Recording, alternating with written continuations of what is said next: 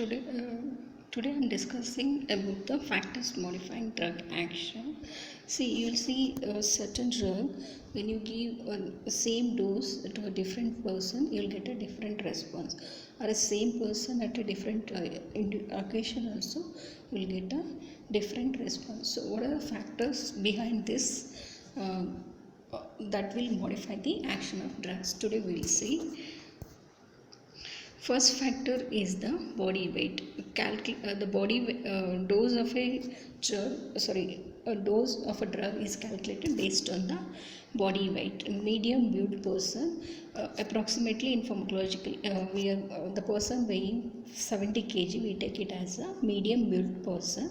We'll calculate adult dose based on the medium built person or body weight 70 kg. If the person is obese or lean person, then you have to go for an individual dose. You can't give the adult dose. Okay.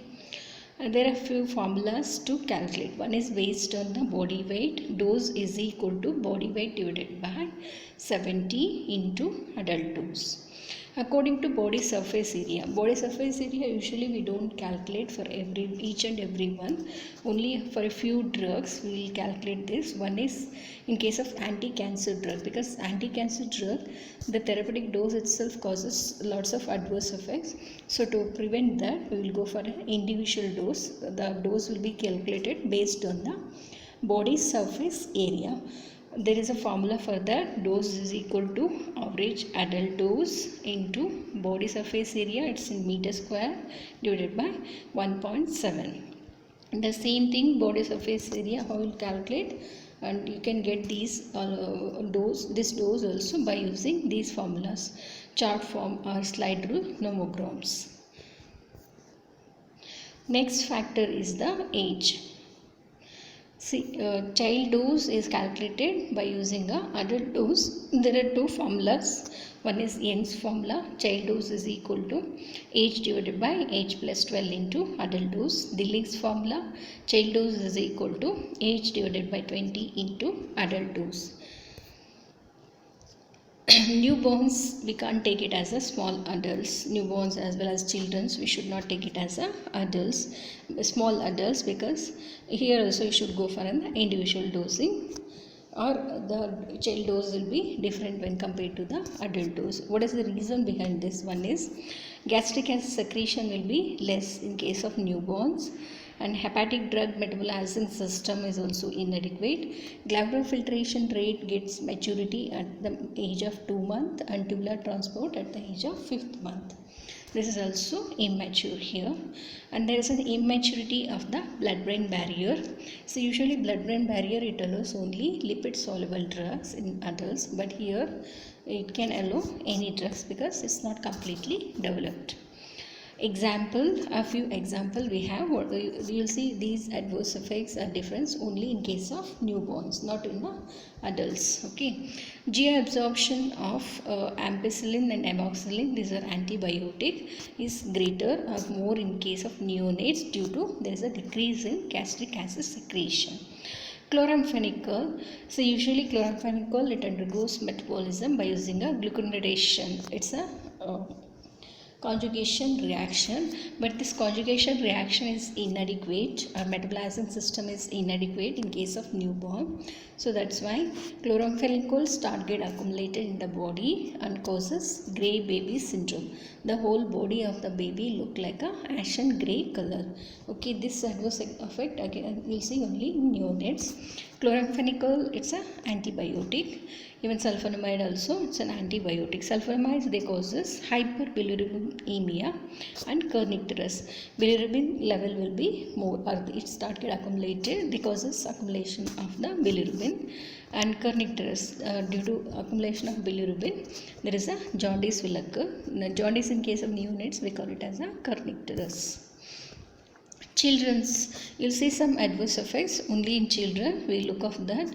See, tetracyclines and as well as corticosteroids, you should not prescribe less than 10 years of age. Tetracycline is an antibiotic. It causes permanent teeth staining, or there is an yellow patch on the teeth.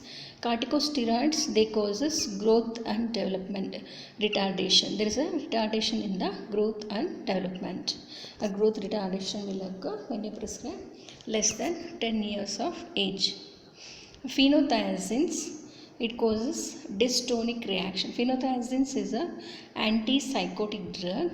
They causes dystonia. Dystonia is nothing but involuntary muscle contractions.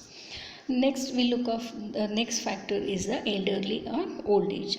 So, in case of elderly, the liver blood flow or hepatic blood flow as well as hepatic drug metabolism system both are decreased. Okay, so that's why the few drugs should be avoided. One is diazepam and theophylline. Kidney function. Once the age advances, the glomerular filtration rate decreases. So that's why these drugs should be avoided. Example, digoxin and lithium. Plasma protein binding capacity. Here the plasma albumin level will be decreased. Albumin only acidic drug will bind, right? Basic drug binds to a alpha-1 acid glycoprotein. So albumin level will be decreased, means acidic free drug acidic level drugs will be increased. Acidic drugs free level will be in the plasma, the level will be increased and they start get excreted faster when compared to the binding basic drugs, those who bind to the alpha-1 acid glycoprotein. The next factor here, next reason, what are the changes you will see in older age is the drug-drug interaction. So when you say old age people or elderly means the patients will be having one or the at least 2 or 3 medication. They may have hypertension, diabetes, some other reasons. So like you have to give at least they will be under 2 or 3 medications. So if you want to give, you should give you should give a little bit gap every 1 hour in the morning. Like when you are administering 2-3 drugs, at least 1 hour gap should be given. Next factor is the sex. So you will see some adverse effects only in males that you will not see in the females, and what are some adverse effects you will see only in females that you will not see in the males. So when you are prescribing any drugs to females, you should give importance to their mental makeup, because when compared to the males, usually female require smaller dose. Because usually they have a small body size when compared to the males. And here I will show you some adverse effects that you will see only in males. One is antihypertensives, they interfere with sexual function only in male, that you will not see in the female. Ketoconazole, it's an antifungal drug. Metoclopramide is used in case of vomiting. Digitalis in congestive heart failure. They produces gynecomastia in male. Gynecomastia means enlargement of breast and secretion of milk from the male breast. Ketoconazole, it causes loss of libido only in men. And when you say androgens, it's mainly for men, and estrogens when you say it's for women. And when you are given any drug to a female, you should give an importance to the menstruation, pregnancy and lactation. Pregnancy, next factor is the pregnancy. See, in pregnancy is divided into 3 trimesters. Usually you will see some changes at the last trimester. Most of the changes you will see in a pregnant woman. What are the changes? We will see glomerular filtration rate and renal elimination of drugs increased as the renal blood flow increases. Volume of distribution may increase due to plasma and extracellular fluid volume expansion. Lipophilic drugs, they crosses the placental barrier. Only lipophilic are lipid soluble, because placenta is having a P glycoprotein that will allow that will make a restriction of entry with the lipid insoluble drug. Only lipid soluble drug can able to cross. So they will slowly excreted. Gastrointestinal motility is reduced. So that's why there is a delay in absorption of orally administered drugs. Here also same like elderly, plasma albumin level will decrease. So that's why acidic drug level will be increased in the plasma and they start get excreted faster. Because plasma protein binding, it acts as a temporary storage. So here the albumin level will be low and acidic drugs only will bind to albumin. So the acidic drug level will increase and they start get excreted. Hepatic metabolism microsomal enzyme undergo induction. Induction means the one drug it will increase its own metabolism. So that's why many drugs are metabolized faster. Lactation. So when you prescribe any drugs to a lactating mother through the breast milk, it may get transferred to a fetus. So that's why we should give an importance when you are prescribing to any drug to a lactating mother. Next difference is the racial and species difference. You will see some adverse effects, some changes only in specific race and species. One is quinidochlor. Quinidochlor, it's an anti-amoebic drug. It causes subacute myelooptic neuropathy, or simply you can take it as a optic nerve damage only in case of Japanese. You will not see in other people. Negroes or black people, they need higher concentration of atropine. Atropine is used, it's an anticholinergic drug. It will inhibit the actions of acetylcholine. That will higher concentration is needed to dilate the pupil. Dilatation of pupil is called mydriasis. Next class you will see what is mydriasis and all. I will discuss in a little bit in detail. Atropine, when you say Negroes or black people, they need a higher concentration of this atropine to dilate the pupil when compared to the white people. Thioacetazone, it's an anti-tubercular drug. Indians, they tolerate this thioacetazone more than the white people. And we'll see what are the species difference. Rat is more sensitive to D-tubercularin than cats. D-tubercularin is a skeletal muscle relaxant during major surgery to cause muscle relaxation. We will use this drug. Rats and mice are resistant to digoxin, is used in heart failure, congestive heart failure. Rabbits are resistant to atropine. See this rabbits, how much atropine usually it will, when you instill into the eye, it dilates pupil. But how much atropine if you pour also, rabbit won't dilate the pupil because it is resistant. Next factor is the pathological factor. Some diseases also causes variation of drug response. We'll go one by one. Liver disease or liver cirrhosis, there is a hole formation in the liver.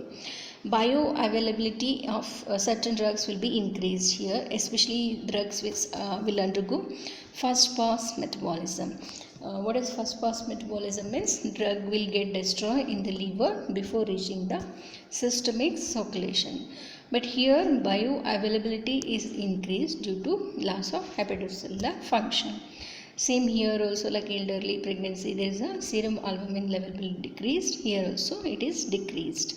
So plasma protein binding of acidic drug is reduced. They start get excreted faster. Metabolism and elimination of some drugs are decreased. Example, morphine, lidocaine, propranolol. Prodrugs. What is prodrug means? It's an inactive form of the drug that will get activated in the body. Right. So if its activation is the liver, that kind of drug should be avoided. Prodrug needing hepatic metabolism for activation should be avoided. Next disease is the gastrointestinal diseases. NSAIDs, non-steroidal anti-inflammatory drugs like aspirin, paracetamol and all should be avoided if a patient is having peptic ulcer, because they will aggravate the condition. Next condition is the achlorhydria. Here gastric acid secretion will be reduced, so that decreases aspirin absorption. Because aspirin absorption, it needs acidic level will be high, it needs acidic pH, you can say. Next one is the thyroid disease. Hypothyroid patients are sensitive for these drugs, digoxin, morphine, CNS depressants. Hyperthyroid patients are more sensitive for arrhythmic action of digoxin. Digoxin is used in congestive heart failure, but as an adverse effect it causes arrhythmia. What is arrhythmia means? Irregular heartbeat, like the heartbeat may increase, decrease, tachycardia, bradycardia, those conditions will be there. Next one is the kidney disease. Clearance of drugs that are primarily excreted unchanged is reduced. Example, aminoglycoside, digoxin, phenobarbital. Plasma protein, again albumin level will be decreased, albumin level is low, so the acidic drug level will increase in the plasma and they start get excreted faster. Permeability of blood brain barrier is also increased, like it will allow usually only lipid soluble drug. Here again it can allow anything, the permeability will be increased. Okay, pethidine, its metabolite, norpethidine, that start get accumulated in the body and causes seizure or epilepsy only in kidney patients or kidney disease patients.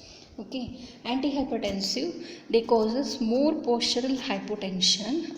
Like postural hypotension means suddenly if you are sitting, if you stand, there is a fall in BP. That you will see more in case of kidney disease patient. Thiazides, they reduce glomerular filtration rate. Thiazides and potassium sparing diuretics, these are comes under the class of diuretics, that time we will discuss in detail. These thiazides reduce glomerular filtration rate. Potassium sparing diuretics, they causes hyperkalemia or increase in potassium level. NSAIDs, they causes more fluid retention.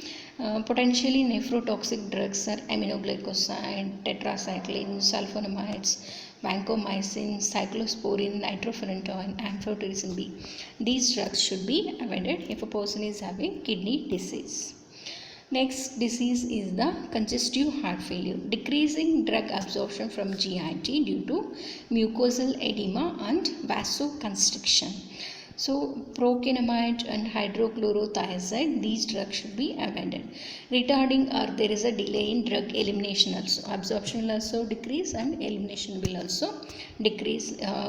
Delay in absorption mainly due to congestion of liver, reduced glomerular filtration rate, increased tubular reabsorption. So procainamide, lidocaine, these both are local anesthetics. Theophylline is used in bronchial asthma. These drugs should be avoided.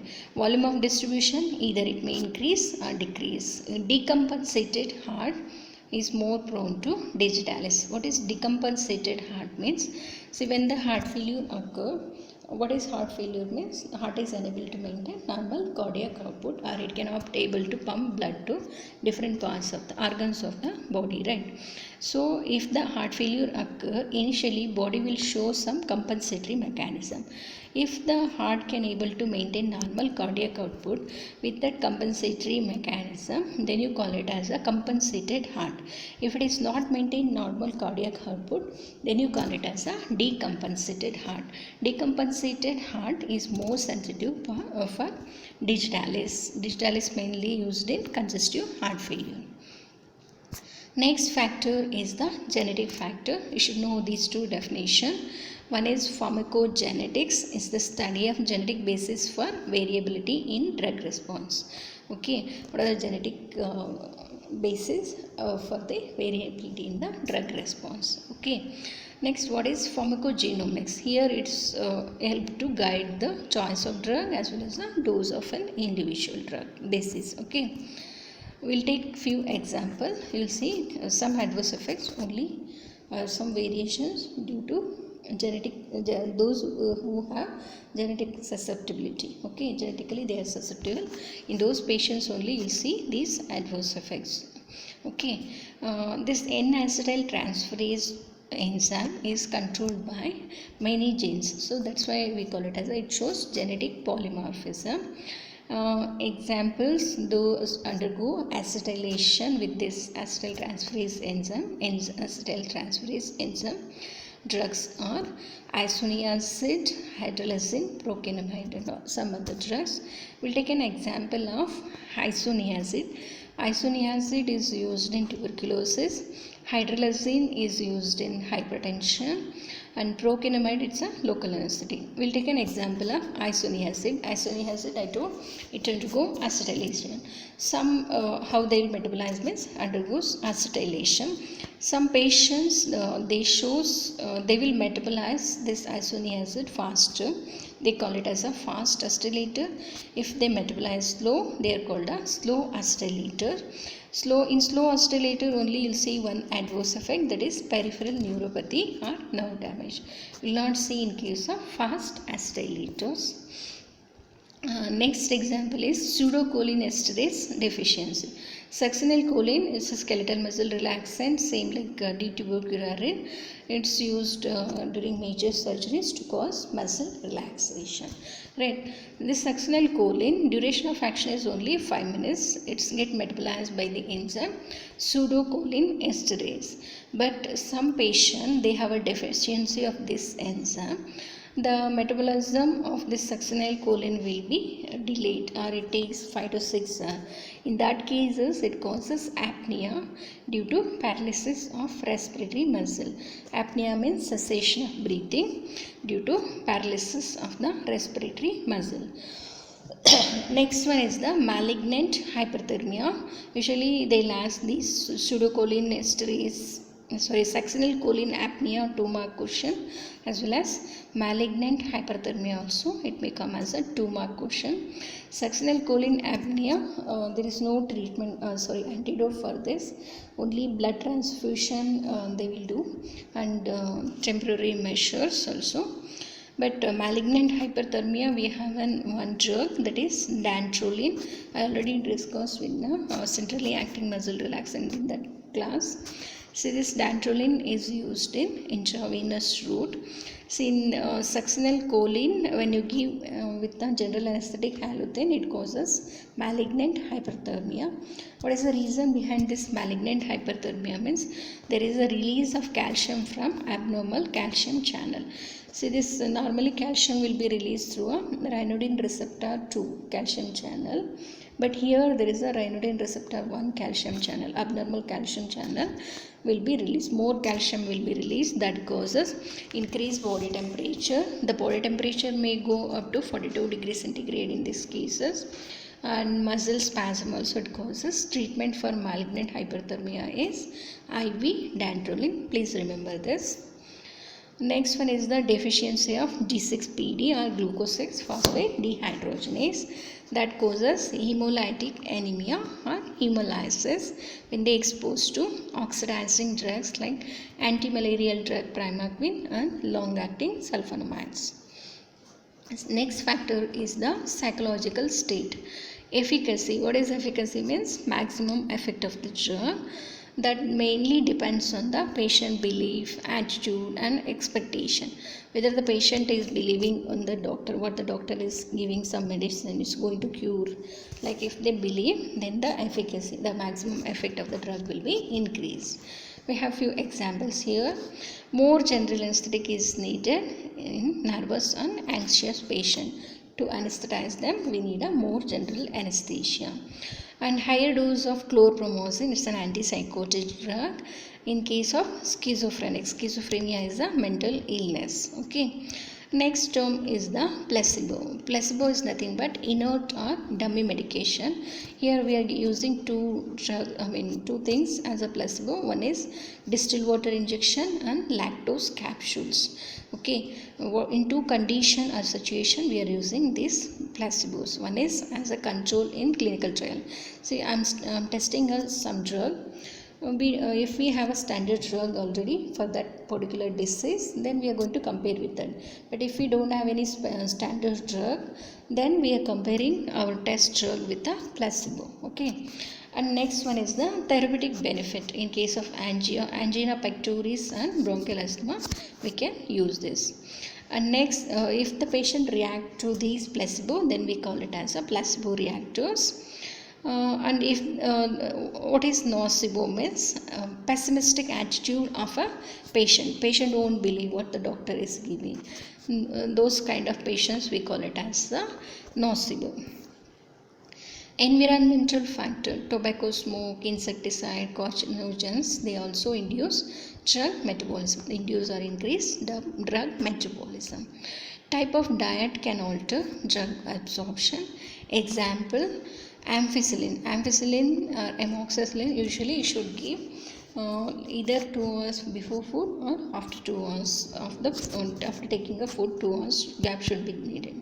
But when you look at the griseofulvin, it's an antifungal drug. In case of like if you want to give griseofulvin and also anti-HIV drugs, The patient should have a high fatty diet, like after having a nice meal you can take, like especially fatty meal you can take the drug, then the effect will be more. Time of administration, see these corticosteroids, example is corticosteroids. This it should be like you should give instruction to a patient, they should take early morning like 8:30 or late afternoon 4:30. Why you have to take especially in this time means if you take this corticosteroid exactly that time, the hypothalamo pituitary axis suppression will be less. Okay, so you can avoid some adverse effects. Hypnotics mainly used for insomnia. If the patient is having sleeping problem, like hypnotics when you have to take especially means night time, if you take, patient will fall asleep fast and the room should be dark quiet, those also you should maintain. Method of administration, see you know different routes here, I'm not going to discuss on that, and which route is having 100% bioavailability, that is intravenous route. Here what I am discussing, if you give a same drug in a different route you will get a different response. We'll take that example is magnesium sulfate. When you give orally it acts as a purgative. Purgative means in case of constipation you can use. Applied on sprained joints decreases swelling. Intravenous route it depresses central nervous system and on the cardiovascular system it causes hypotension.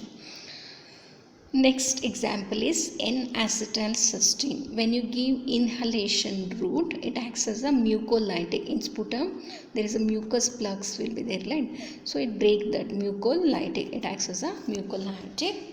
But intravenous route, it is the drug of choice in case of paracetamol poisoning. See, if the paracetamol poison occur, that time we'll give a N-acetylcysteine. It's an antidote. Please remember this. Insulin and adrenaline, they are not given orally because they get destroyed in the by gastric acid, okay, or gastric juice. Cumulation, when this cumulation occurs means rate of administration is more than rate of elimination, means how fast you are administering that much fast the drug should eliminate, right? So if it is not eliminated then it causes cumulation or the drugs not get accumulated. Example, which are the drugs causes cumulative toxicity means, one is digoxin. Digoxin, if the person has taken 1 week back like full loading dose means you should not give a loading dose immediately. After 1 week you should give at least 1 month gap. And then chloroquine is like it's get deposited in the retina and causes retinal damage. So how to avoid this cumulation means use maintenance dose, check renal hepatic function. Next term is the drug tolerance. Higher dose of a drugs to produce a given response, or you can say after 2 weeks they need a double the dose, like what you are taken earlier, you need a double dose. Okay. There are two different types of tolerance. One is natural and acquired. Natural means inherently from the birth they have a tolerance. Okay, example that is rabbits. They how much atropine you are going to instill also. They don't causes dilatation of the pupil. Pupil size won't change. Negroes also same thing, they won't or they are tolerant to mydriatics, same like atropine only, one example of mydriatic you can take. And next one is the acquired, repeated use of a drug in an individual, like for earlier they are responsive but if you are using repeatedly they show tolerance. Example is CNS depressants, when you given you'll see that. And some drugs they show tolerance to one particular action but not tolerance to the other. We have two example here. Chlorpromazine is an antipsychotic drug. Usually it produces sedation, but the patient will show tolerance to sedation but there is no tolerance to antipsychotic effect. Same phenobarbital also, it shows it's an anti-epileptic drug. In case of epilepsy we are using, it shows tolerance to a sedative property, not to the anti-epileptic property. Mechanism of tolerance. There are two different mechanisms. One is pharmacokinetics and pharmacodynamic tolerance. Okay. Pharmacokinetics means what you are going to study. Four important processes, that is absorption, distribution, metabolism, and excretion. There is a changes in any one of these also causes tolerance. So if the pharmacokinetic tolerance occur, concentration of drug at the site of action will be decreased. Example, amphetamine is used in narcolepsy, or if a patient feels more sleepy, we can use this drug. So renal excretion of this amphetamine is increased if the pharmacokinetic tolerance occur. Next one is the pharmacodynamic tolerance. Here the cells of target organ become less responsive. See here again there are two types. One is upregulation and downregulation. Upregulation you will see with the agonistic drug. Agonist is the one which shows response, right? So here upregulation upregulation you will see with the antagonist drug. Antagonist, there is a what is the action of antagonist means it will inhibit the effect of agonist. Agonist is the one which shows the response. Antagonist is going to block the action of agonist, right? So upregulation you will see with the antagonistic drug. Antagonist so in case of upregulation, the number of receptor will increase if you give the same drug for long time, and the effect will also increase. In case of down regulation, you will see with the agonistic drug, number of receptor will decrease and the response will also decrease if you are given same drug for a longer time. Example, morphine, barbiturate, nitrates and all. Tachyphylaxis, rapid development of tolerance when dose of a drug repeated in quick succession. Means like one after the other, and the dose you are repeating. You are not giving any gap, like within 1 minute, 2 minutes, like you are given continuously. Then there is a development, rapid, fast. There is a development of tolerance. Especially what type of drug you will see means indirect acting drugs. What is indirect acting? When we take adrenergic drug, I will explain that. Example, ephedrine, tyramine, nicotine. These drugs, they will show this tachyphylaxis. Tachyphylaxis is a 2-mark question, please remember. Next one is the cross tolerance. Cross tolerance you will see with the it's the development of tolerance to pharmacologically related drugs, like if they act on a same system, alcohol and general anesthetic, mainly they act on the central nervous system. You will see a cross tolerance. Means if the drug is tolerant to one particular drug, if the patient is tolerant to one particular drug in that particular class, means if they are tolerant to other drug also comes in the same class, like whether they are not exposed also, they will be tolerant. Glyceryl nitrate and isosorbate dinitrate, they are mainly used for angina, means cardiovascular system they act. Morphine, pethidine, again central nervous system, these are opioids.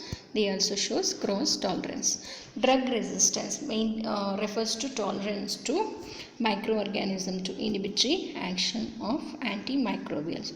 So usually you will see with the antibiotic drug or antimicrobial agent. For example, if you have a fever, doctor will prescribe azithromycin 500 mg for 5 days.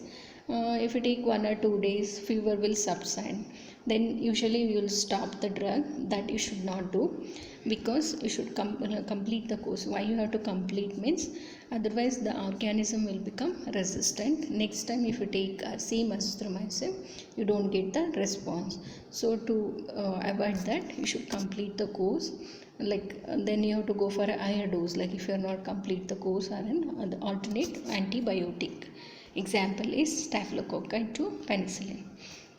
See here I explained so many factors. You don't need to go in detail also. At least you can remember the terms: age, body weight, genetic basis, racial difference, sex difference, diseases, like different factors. Naming is also enough. It comes as a 5-mark question. Thank you.